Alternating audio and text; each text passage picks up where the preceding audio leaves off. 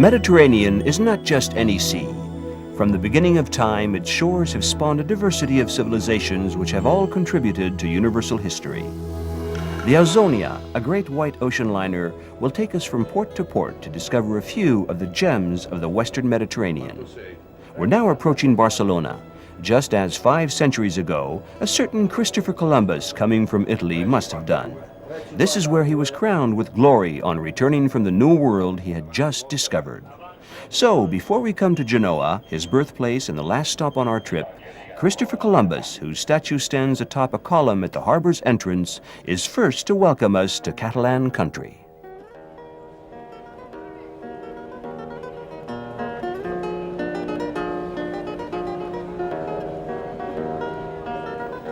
As soon as we set foot on land, a tree-lined avenue opens up before us.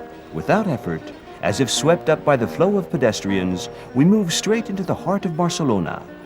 We are on the Ramblas.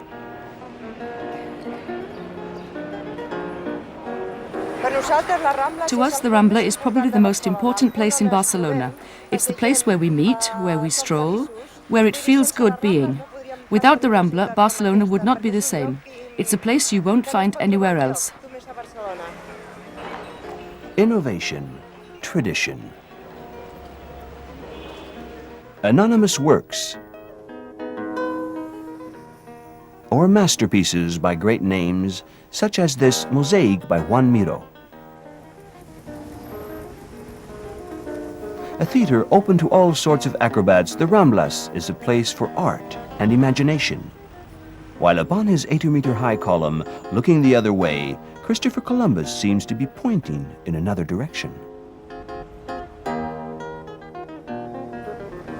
This is the Royal Chapel of St. Agatha. It's the chapel of the Royal Palace. Right in front of it is the Royal Palace, built during the Roman period and altered during the Gothic period. It was the palace of the Aragon crown, of which Barcelona was the most important port.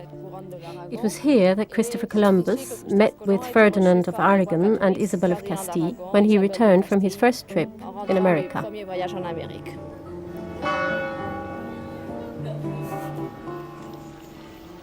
Paradoxically for Barcelona, Christopher Columbus's discovery of America would mark the beginning of its decline, for the new sea routes would favor the southern ports.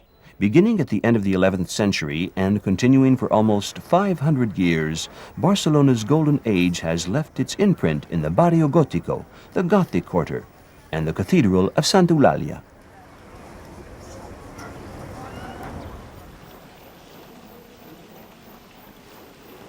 Under the rule of the Counts of Barcelona, the city contributed its part to the flourishing maritime activity in the Western Mediterranean.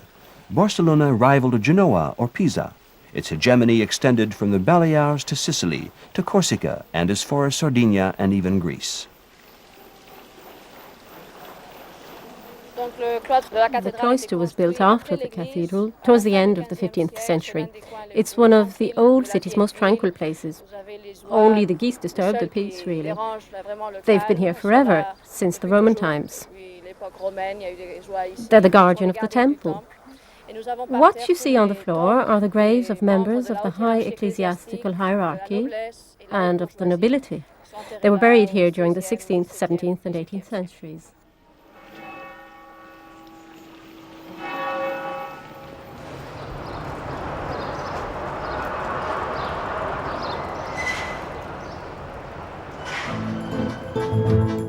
Without turning its back on the past, Barcelona today flaunts its modernity. Rebellious Barcelona, inventive Barcelona, city of Miró, Picasso and Gaudi. Barcelona, the capital of modernism, a Catalan variation on Art Nouveau which rocked academic architecture all over Europe at the turn of the century. It was in Barcelona that this artistic movement attained its most radical expression. A certain bourgeois milieu searching for a new golden age with a Catalan emphasis encouraged the new talent. Inspired by Gothic tradition, influenced by Moorish art, as can be seen in the Palau de la Música Catalunya, thought up by Domènec Montaner, modernism was more than just an artistic movement. Taken up not only by architects, but also by mosaicists, ceramists, and wrought iron craftsmen, it became a veritable social movement, a way of life.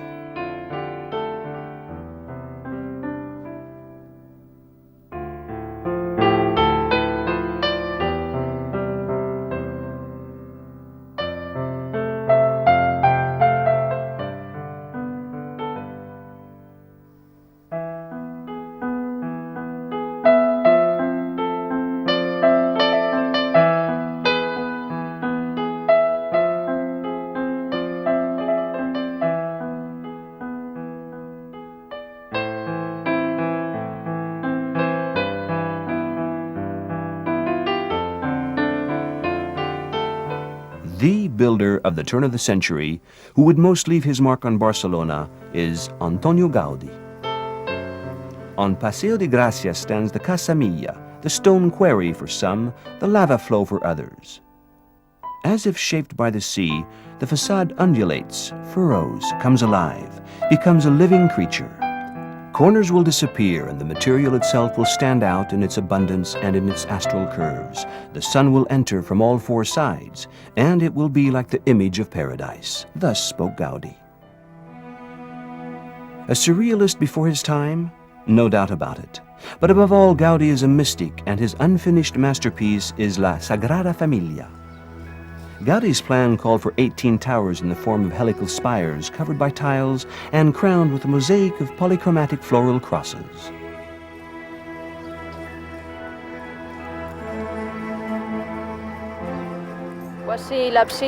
This is the apse of the church. It is the oldest part of the cathedral and was started by Villar in the neo-Gothic style. Then the top part was finished by Gaudí, who added sculptures of lizards, snakes, seashells and snails.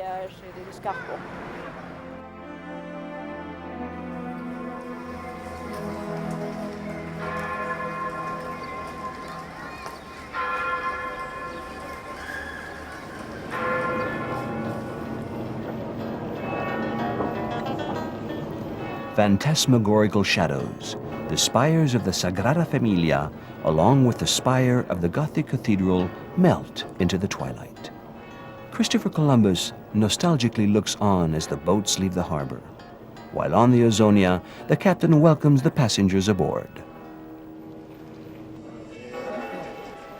Bonsoir, messieurs les commandants, je vous en prie, madame. Bonsoir, messieurs. Ciao, signorina, dammi la mano. Seguitemi, comandante, prego. Buonasera lei, prego, comandante, mi permette? Buonasera, signora. Permetta il comandante, prego, signora. Buonasera, benvenuti. Prego il comandante, permettetemi. Prego la signora il comandante, mi permetta, prego. Buonasera, benvenuti, prego il comandante. Bonsoir madame, bonsoir mademoiselle, bonsoir messieurs. Sono la bienvenue pour cette cocktail de la bienvenue. Schönen Abend, meine Damen und Herren. Herzlich willkommen for the Willkommen Cocktail. Good evening, ladies and gentlemen. Welcome to the Welcome Cocktail. Damas y caballeros, queridos amigos, bienvenidos por el cóctel de las bienvenidas.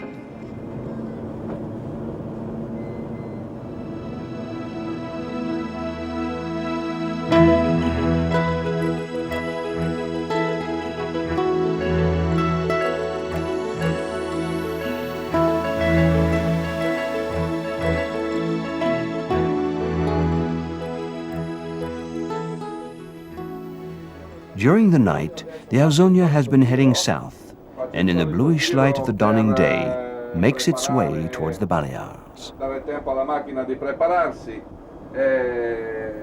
The passengers are still asleep.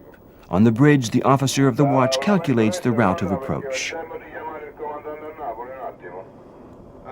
State a sentire, io lo chiamo adesso. Fatemici provare. Arriving is always a magical moment, the journey's reward, and despite the early morning hour, the passengers are out on deck.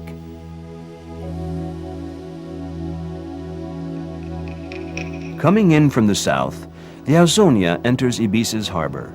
The imposing walls of the old town come into view, dominated by the church of Santo Domingo and the cathedral.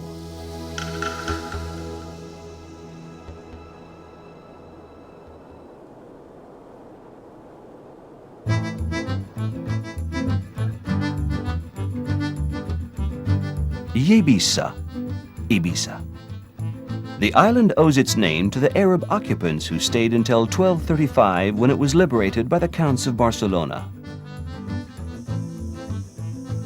A few watchtowers, solid fortifications, as well as a jagged and rocky coast dotted with reefs helped the people fend off attacks by the Saracens who plundered this part of the Mediterranean for centuries.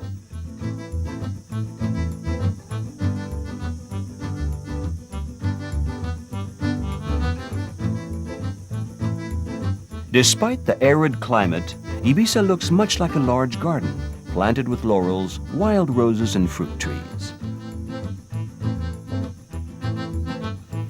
Inland, far from the touristic frenzy, the tiny village of San Jose greets us, calm, cheerful, and Catalan-speaking.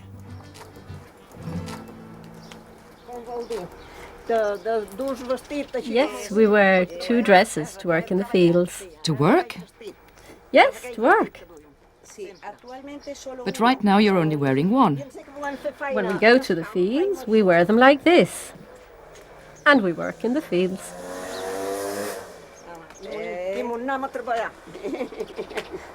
Are you from San Jose? Yes, we're from San Jose. We were born and raised here. You live around here in the fields? Yes, we live in a house in the fields. It's a very nice house because it's very old and very cool. It's very nice being there.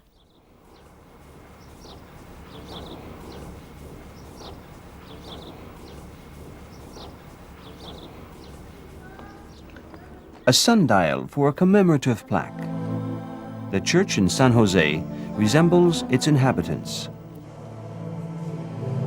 Simple, but rich in hidden treasures.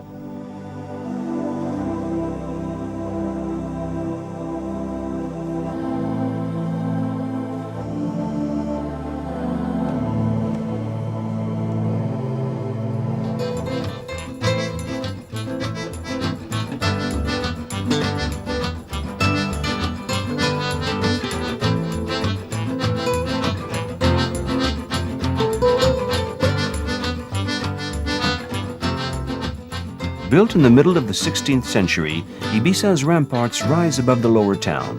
The walls, with bastions here and there, encircle the upper town.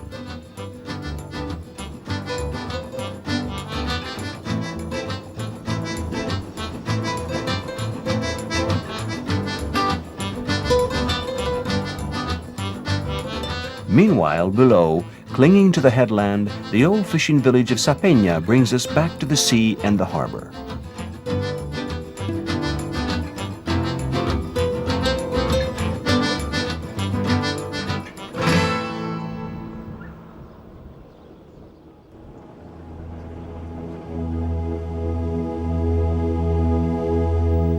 The Ausonia slowly leaves Ibiza, as the Catalans call it, sailing for one last instant along the coast dominated by the citadel, then heading for the open sea towards Mallorca, the largest of the Balearic Islands.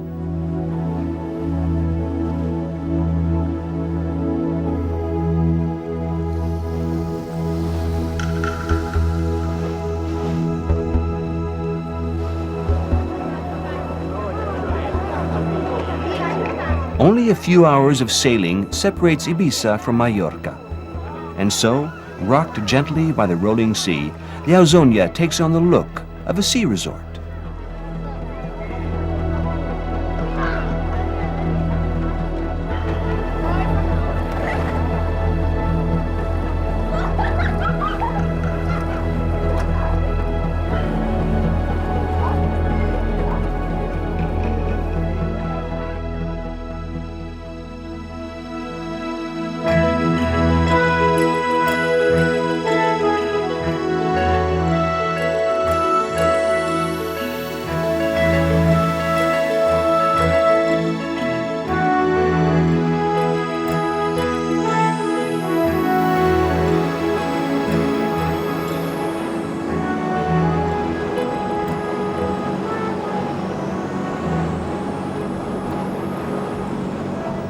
the Ausonia has slowed down.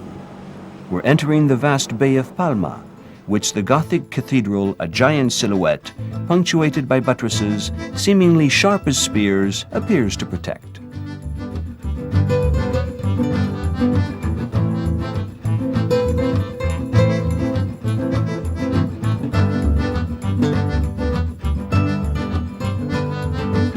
When the ship is moored and the accommodation ladder is in place, everyone can disembark, including the cruise director, who's giving himself a day of relaxation.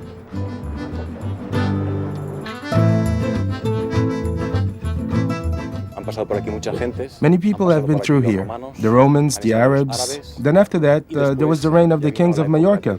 And then the Christian era until today. And that is why we have all these monuments. There is our cathedral, the Almudena Palace, the Ibiza Castle. There are monuments from the Kingdom of Mallorca.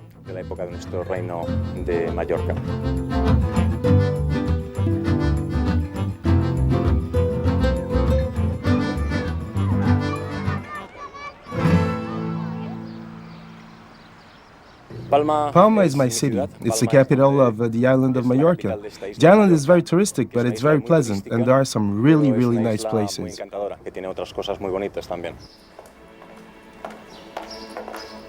The resonance of footsteps is the only sound that breaks the silence of the streets in the old town. The sculpted capitals with their anonymous faces straight from the Middle Ages seem to protect the quiet patio of the Casa Olesa. Standing out behind the palms in the gardens of the Plaza de la Reina are the spires of the cathedral La Phou, as it's called in Palma.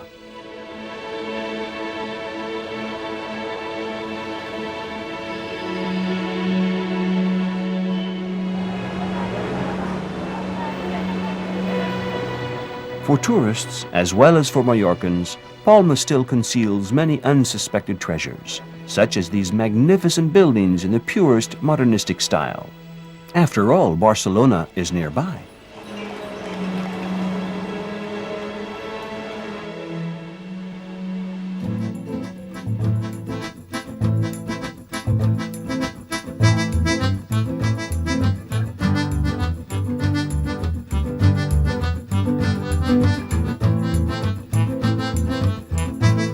Let's take the road heading towards the Serra del Norte, where we'll find the village of Valldemossa. Built on the site of an old Carthusian monastery dating back to 1300, the 18th century buildings are still standing today. Valldemossa would probably have remained unknown if George Sand and Frédéric Chopin had not, in the winter of 1838, made it a haven for their love.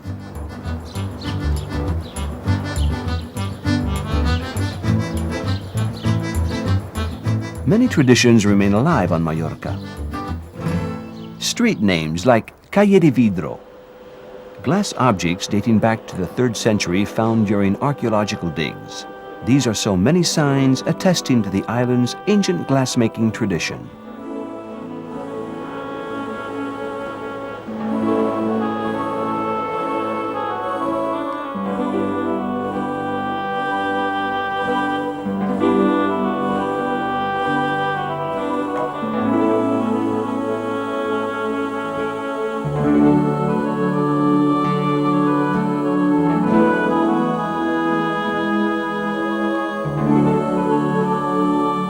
The soft evening light turns the sea iridescent, while darkness falls on the imposing rocks of the Cala Brava. Suspending itself over the horizon in a final blaze, the sun struts, puffs itself out, as if to defy the oncoming night and its procession of artificial lights. At night, for the tourists who come from all over the world, Palma puts on a different face.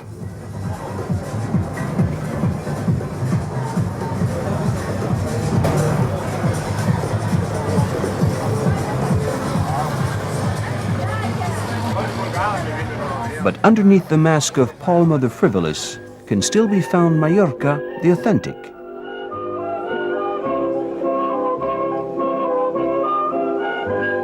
In front of the Lonya de Mar, the old commodities exchange, men in baggy breeches, a remnant of Arab culture, dance with women wearing the traditional white chul scarf tied under their chin.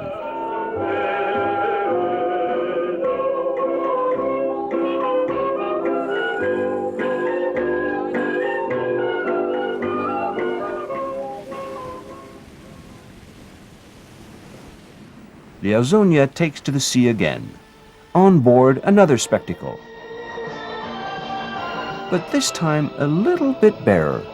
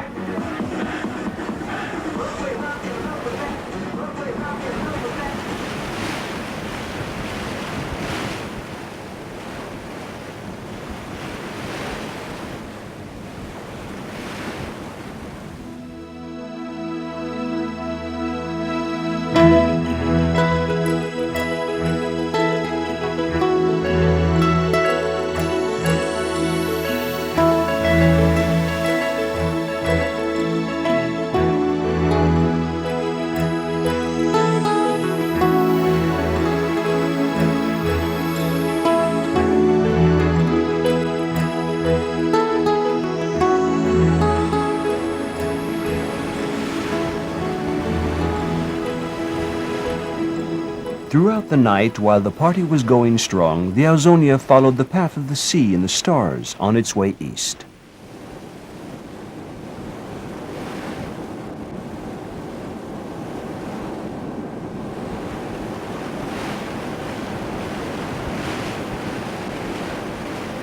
In the morning, the blue of the Mediterranean takes on African reflections. Africa of the North.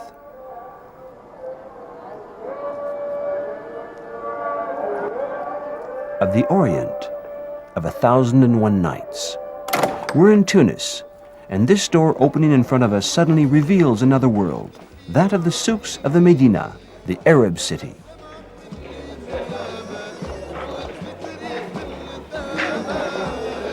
Going down these paved, arch-covered alleyways, we plunge into the heart of Tunis itself. The perfumer's souk, the souk for women in fabric, the gold and copper souk, where the craftsmen at work perpetuate the tradition of the ornamental Berber arabesque.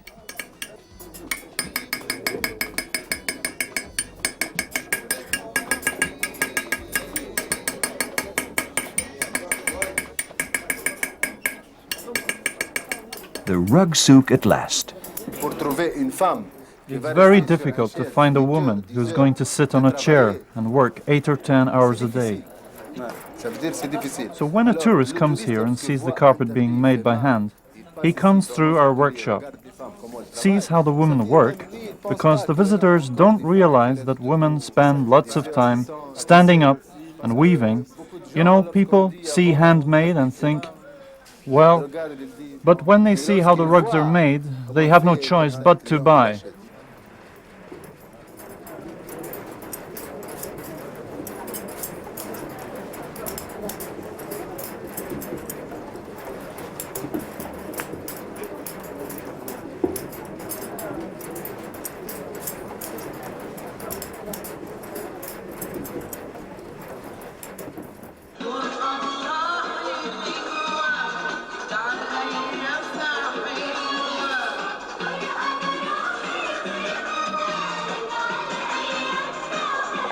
The Medina's labyrinth of alleyways not only harbors the work of craftsmen, it also conceals within it architectural masterpieces.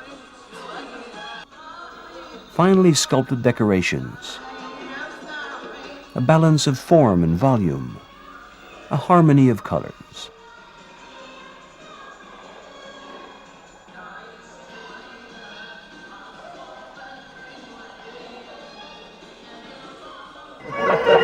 The other face of Tunis is that of the modern city.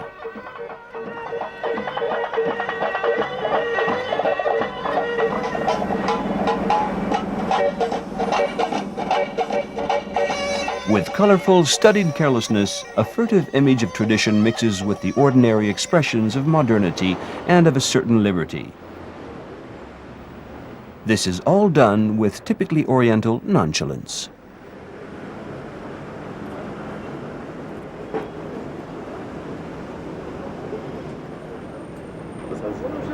From the simple flower worn behind the ear to the small bouquet held in the hand, jasmine is the perfume of Tunis. Its sweet smell is everywhere. In the streets,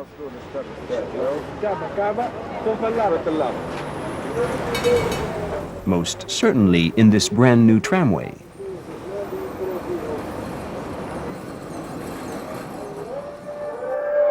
Perhaps even in the mosque at prayer time.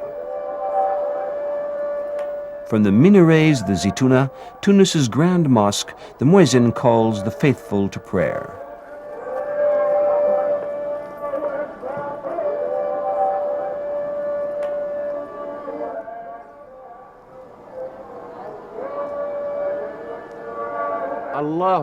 God is great. God is great. There is only one God, and Muhammad is his prophet. Allahu Akbar, Allahu Akbar, La ilaha illallah.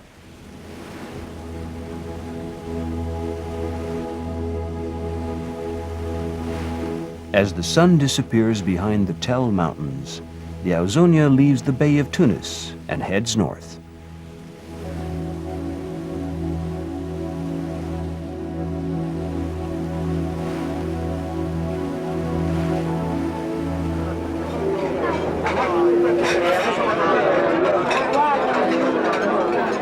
No need to call reception. Yes, tonight is the captain's dinner's night. Cruise life has its rules and its customs, and the captain's dinner is one of them.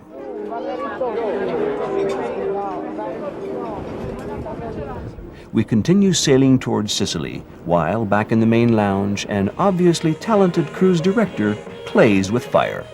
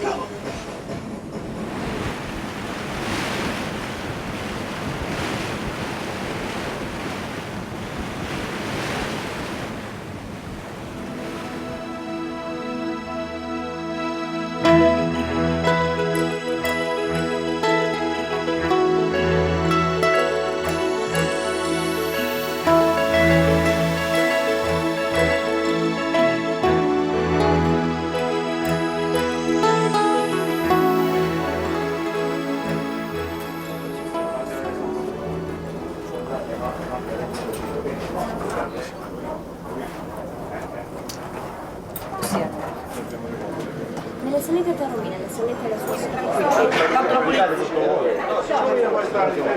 se quando voi fate la mattina o la giornata intera?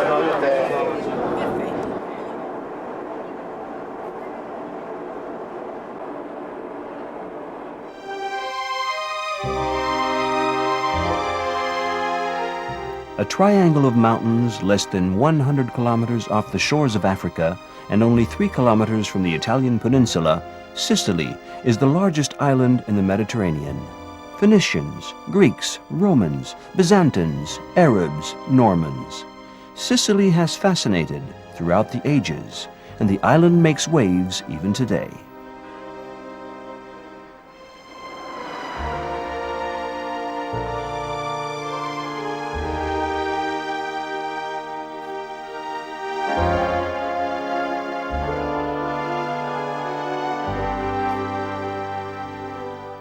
Sicily has been likened to a second Greece.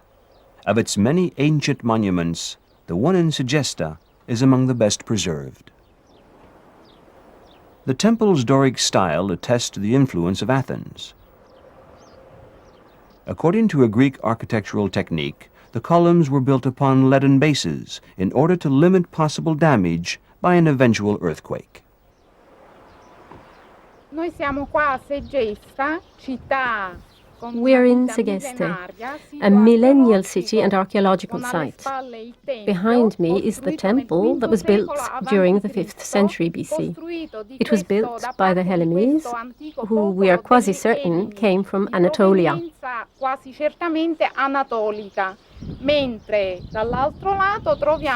On the other part, there is a whole city still to be unearthed. There's also a magnificent theatre from which we have a beautiful panorama.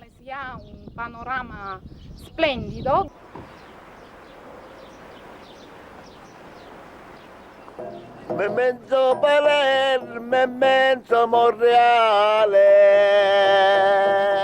Another place, another time.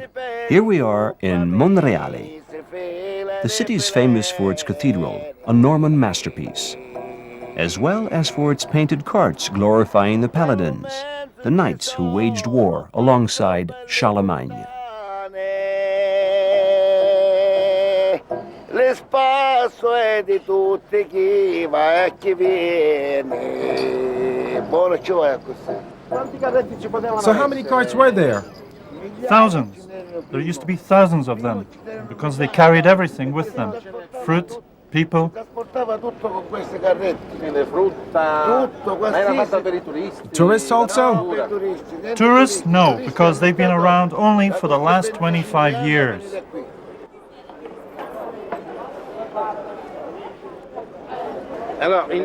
There are two types of ornamentation on a cart, the profane and the sacred. The profane always represent the struggle between Christians and Saracens. The sacred ornamentation represents Saint George killing the dragon. In this case, we can see Constantine who seized the cross. These decorations were made to protect the carriers because they traveled for miles and miles. We're back in the 12th century. Spirituality reigns throughout Europe, and Romanesque art is producing some of its greatest masterpieces.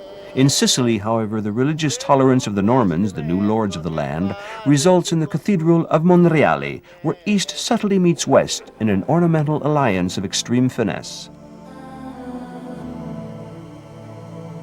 The interior is grandiose, 109 meters in length.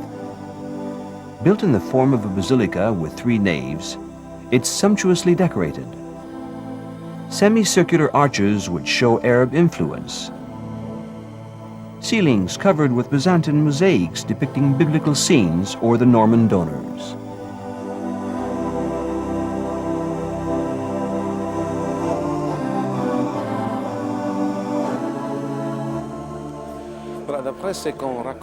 Well, as the story goes, King Guillaume, who did not have any children, built the Monreale Cathedral to dedicate it to the Virgin. This was to allow him to have children. So here we can see the king offering the church to the Virgin Mary, and as he receives it as a gift. This is a portrait of the king, Guillaume II. We can see the hand of God blessing the 2 angels sent to receive the king's gifts. In spite of this, the king will not have any children, and this ends Sicily's Norman period in 1189 when the king dies.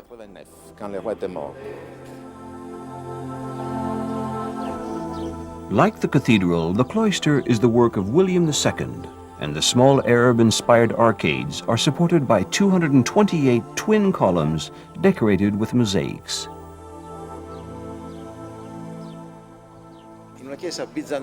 Monreale is a Byzantine church. It's a Latin church. It was built between 1164 and 1189. So try to imagine that Arabs, Latins, Byzantines artists worked together, because that's the way it was in Sicily 800 or 900 years ago. Because Sicily, being located at the center of the Mediterranean, was the island where Hebrews, Latins, Byzantines, Normans, Arabs came from Africa, Europe, the Orient, the Occident. These people, because of an extraordinary tolerance, lived together. A religious tolerance also, with Latin, Byzantine, and Oriental churches, with synagogues, with mosques. And what happened in everyday life can be found in the arts and architecture.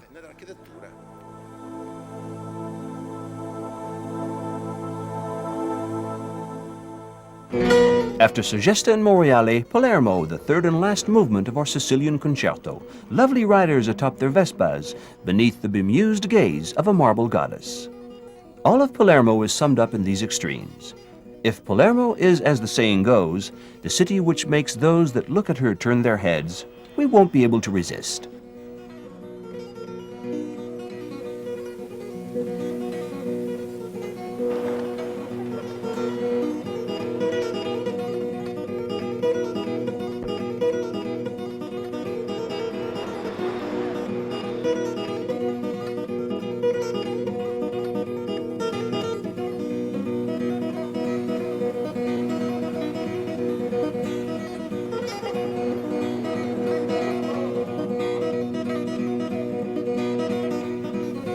Pretoria Fountain, a masterpiece of Renaissance sculpture.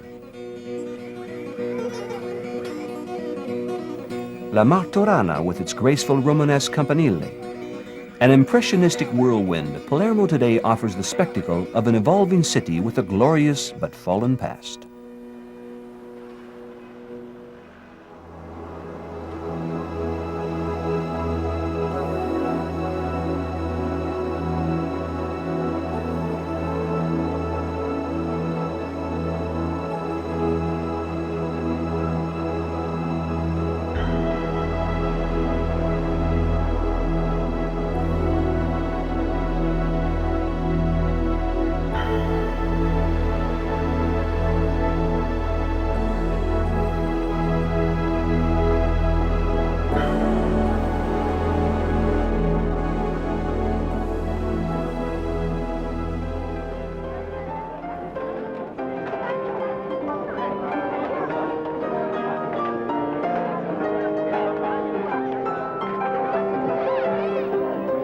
A mathematical problem, 25,700 square kilometers, the surface area of Sicily, the island we're leaving tonight, minus 10 square kilometers the size of Capri, the island we'll be coming to tomorrow. That makes, well, one night sailing on board the Ausonia.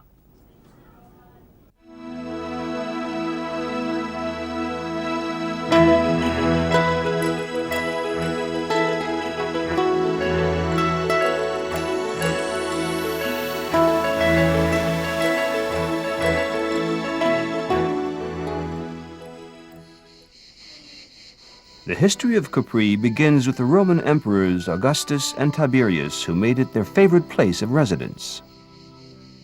Having fallen into oblivion for more than 2,000 years, Capri would become the island of happiness for the German romantics before becoming a mecca for the international tourist. From the San Michele Villa, situated above the village of Anacapri, we can see the harbor of Marina Grande and the bluish waters of the Gulf of Naples, where the Ausonia has cast anchor.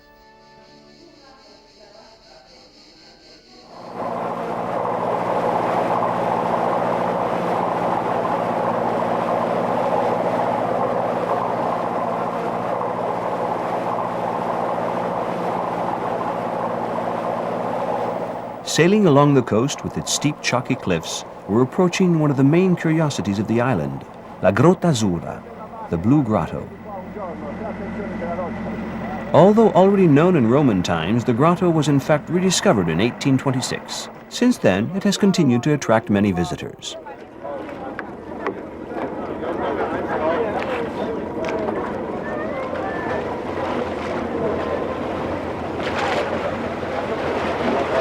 To wait for the right wave, the boatman positions himself at the entrance of the grotto. Through the narrow opening in the rock face, he thrusts forward, taking care to stay low, and in he goes.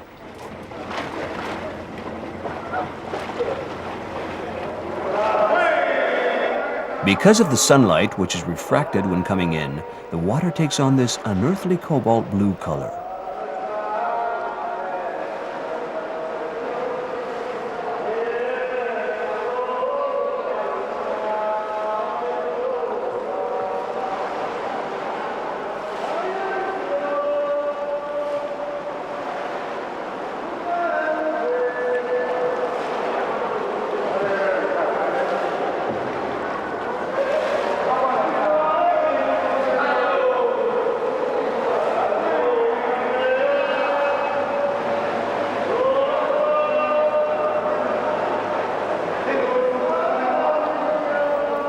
La Grotta Azzurra, indeed, lives up to its name.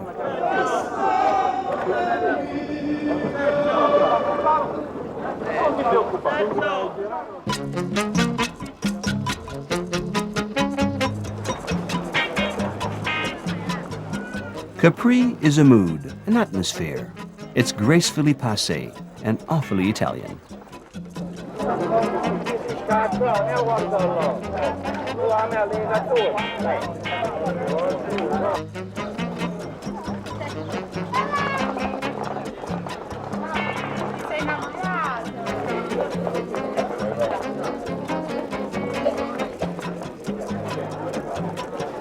Oi, buongiorno.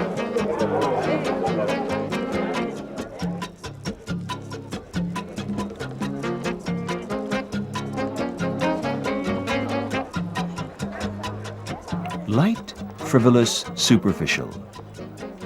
These are the little nothings that we like and that attract us to Capri. Capri, both flighty and fleeting, as elusive as thin air, like a perfume that one comes upon.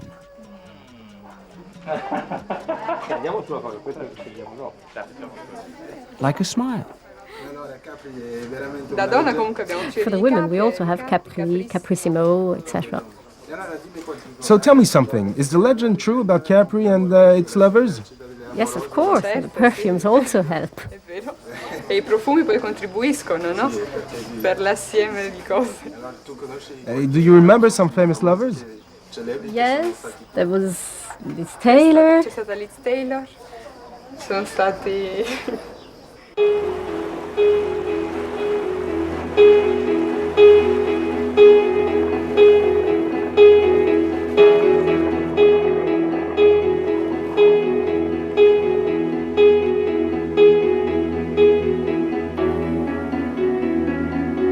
Still under the spell, we leave the Marina Grande harbor as tranquility redescends on Capri.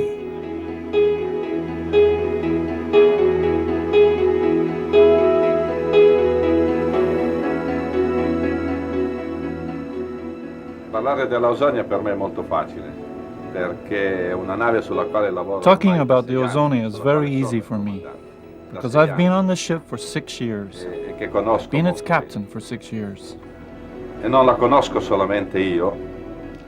I'm not the only one who knows the ship. Molti passeggeri che Many sono passengers who have been on a cruise with us also Diciamo know the pure che è ship. una nave molto conosciuta in Mediterraneo. It's a very well-known ship in the Mediterranean, and one that has a great tradition of cruises. Nel Mediterraneo. Tradition that will continue for a long time. Continuerà a mantenerla ancora per qualche anno. Overtaken by the prevailing mood, the young and the pretty try for the coveted title of Miss Ausonia. Merely fulfilling his duty, the captain chairs the jury.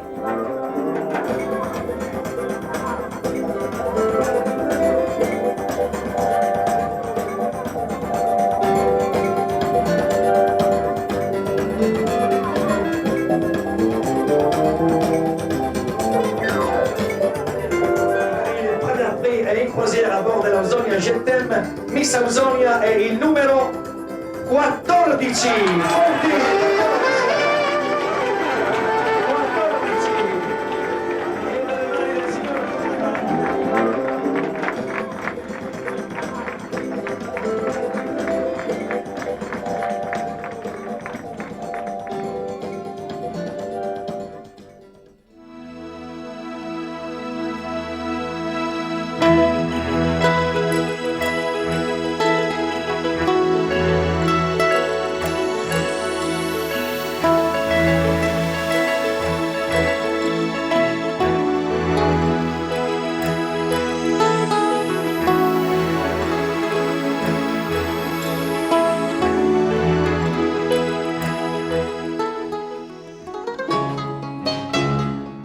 As we near the end of our Western Mediterranean tour, we come to Genoa. And so we meet up again with Christopher Columbus, the Genoese who welcomed us in Barcelona. The history of Genoa is inseparable from that of its harbor. Built back up against the hills, the entire city is like an amphitheater turned towards the sea. Palaces and gardens, churches and fountains. Genoa contains a wealth of masterpieces, showing how powerful it once was, and making it one of the loveliest maritime cities on the Mediterranean.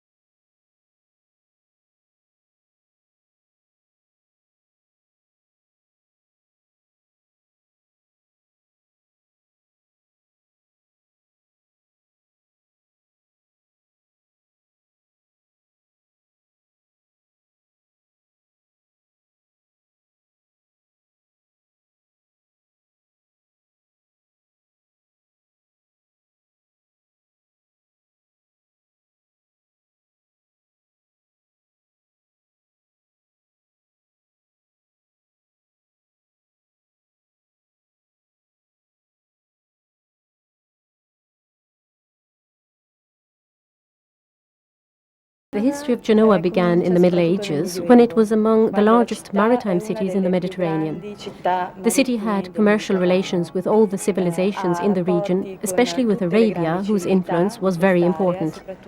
Thanks to its colonies, the city became one of the richest in the Mediterranean.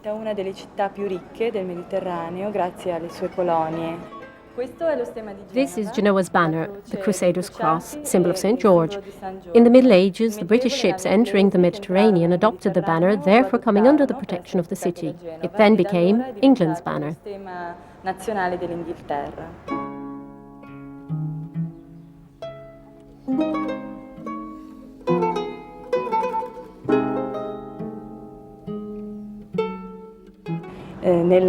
During the Renaissance, Genoa was the city of the great bankers that had business relations with Spain's emperors, Charles V and Philip II, for the most part. And this wealth can be seen inside the different villas and palaces.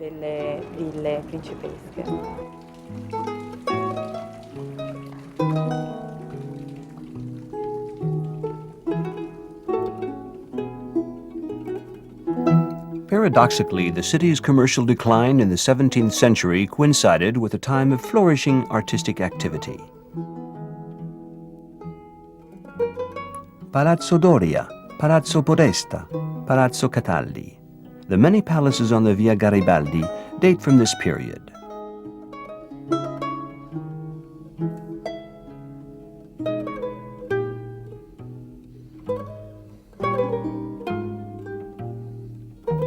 Great Flemish painters such as Rubens and Van Dyck also arrived at this period.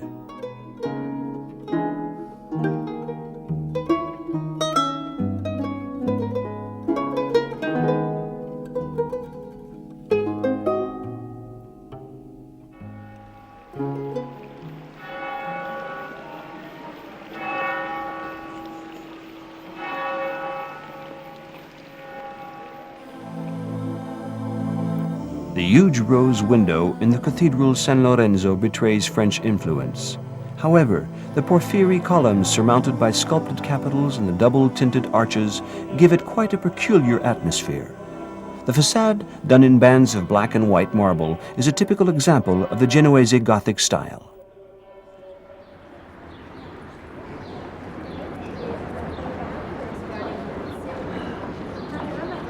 A modest statue, a house called Christopher Columbus's house, but which was built 1 century after his death.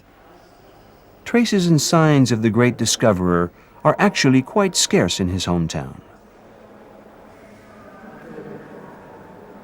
But when we visit the Palazzo Municipale, we find in a closely guarded urn, which is opened specially for us, a final surprise from Christopher Columbus, a missive sent over 500 years ago. We are inside the mayor's office, where the Columbus manuscripts are stored. This parchment was compiled with authentic copies, signed by Christopher Columbus himself, just before his 4th journey.